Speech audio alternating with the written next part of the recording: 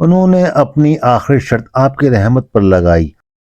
انہوں نے رشتے کے تعلق اور اس فطری نیکی سے اپیل کی جو وہ جانتے تھے کہ آپ کے دل میں تھی۔ انہوں نے آپ کو بادشاہ کے طور پر نہیں بلکہ ایک بھائی کے طور پر تسلیم کیا۔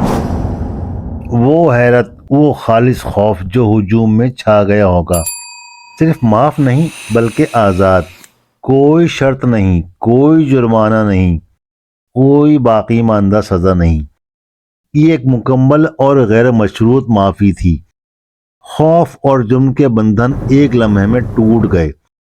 وہ لوگ جو اس صبح سزا یافتہ قیدیوں کے طور پر بیدار ہوئے تھے، وہ اس رات اپنے ہی گھروں میں آزاد انسانوں کے طور پر سونے والے تھے۔ یہ تلوار کا نہیں، دل کا انقلاب تھا۔ لیکن پیغمبر کی رحمت صرف یہیں نہیں رکی۔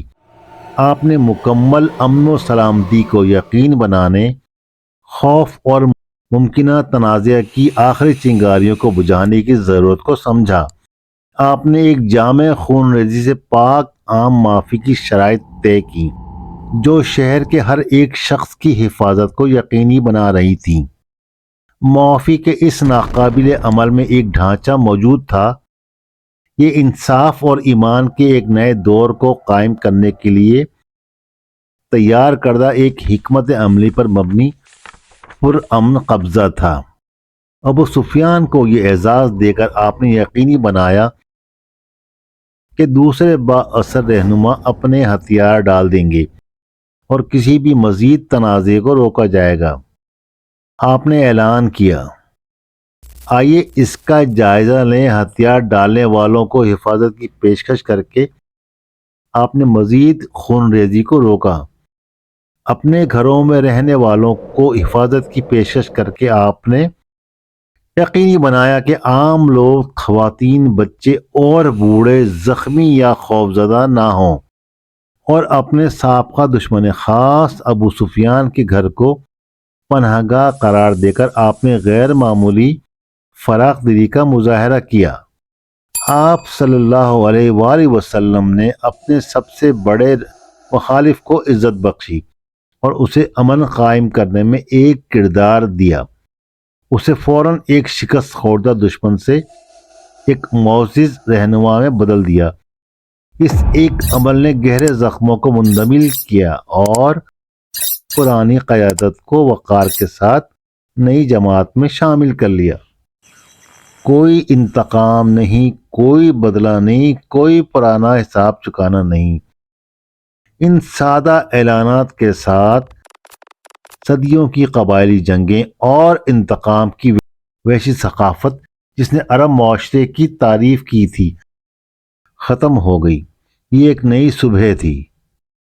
فتح مکہ در حقیقت اس فوج نے نہیں جیتی تھی جو شہر پر مارچ کر کے آئی تھی۔ یہ رحمت اور معافی کی لامحدود طاقت سے جیتی گئی تھی۔ یہ ظلم پر شفقت کی اور قدویت پر فضل کی فتح تھی۔ اس نے یہ ثابت کیا کہ حقیقی فتح آپ کے دشمن پر حاوی ہونے میں نہیں بلکہ اس کا دل جیتنے میں ہے۔ اس واقعے نے ایک نئی قسم کی تہذیب کی بنیاد رکھی، ایک ایسی تہذیب جو طاقت اور انتقام پر نہیں بلکہ انصاف، معافی اور انسانی زندگی کے نقش قدم پر قائم تھی۔ یہ قرآنی مثالیہ کا ایک عملی مظاہرہ تھا، اور نیکی اور بدی برابر نہیں ہے۔ برائی کو اس چیز سے دور کرو جو بہترین ہے، تبھی وہ شخص جس کے اور تمہارے درمیان دشمنی ہے ایسا ہو جائے گا گویا وہ ایک مخلص دوست ہے۔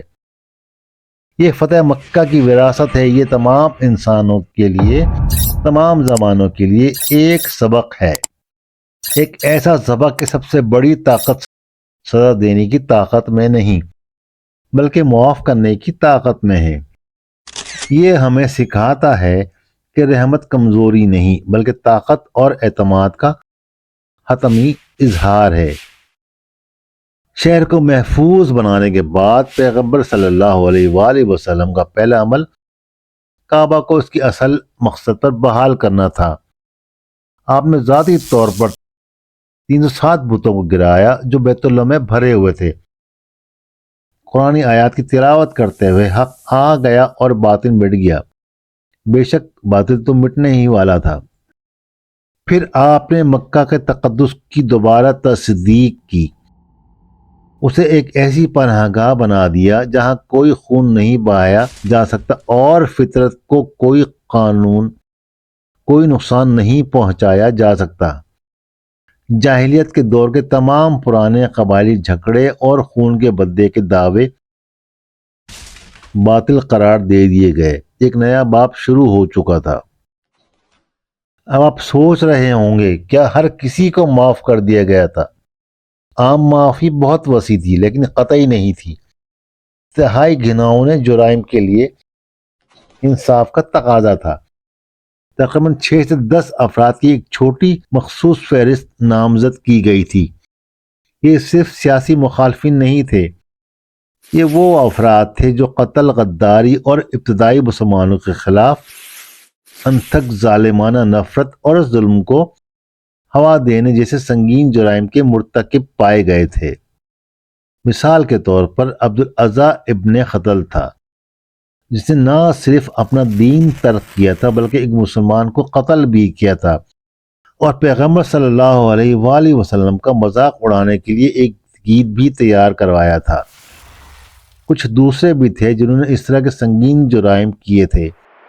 ان افراد کو ان کے مخصوص ناقابل معافی اقدامات کے لیے انصاف کا سامنا کرنا پڑا تاکہ یہ ثابت کیا جا سکے اس نئی ریاست میں جواب دہی بھی ہوگی۔ لیکن یہاں بھی رحمت کا دروازہ مکمل طور پر بند نہیں کیا گیا۔ پیغمبر صلی اللہ علیہ وآلہ وسلم کے سب سے بڑے دشمن ابو جہل کے بیٹے اکرمہ کو دیکھیں۔ وہ مسلمانوں کے خلاف ایک سخت فوجی کمانڈر تھا اور اس کا نام فہرست میں تھا۔ وہ مکہ سے بھاگ گیا لیکن اس کی بیوی جو اسلام قبول کر چکی تھی اس نے اس کی حفاظت کی التجا کی۔ پیغمبر صلی اللہ علیہ وآلہ وسلم نے یہ التجا قبول کر لی۔ اکرمہ واپس آئے اور اس قدر عفو سے متاثر ہوئے کہ وہ سب سے زیادہ نیک مسلمانوں میں سے ایک اور اسلامی فوج میں ایک مشہور کمانڈر بن گئے۔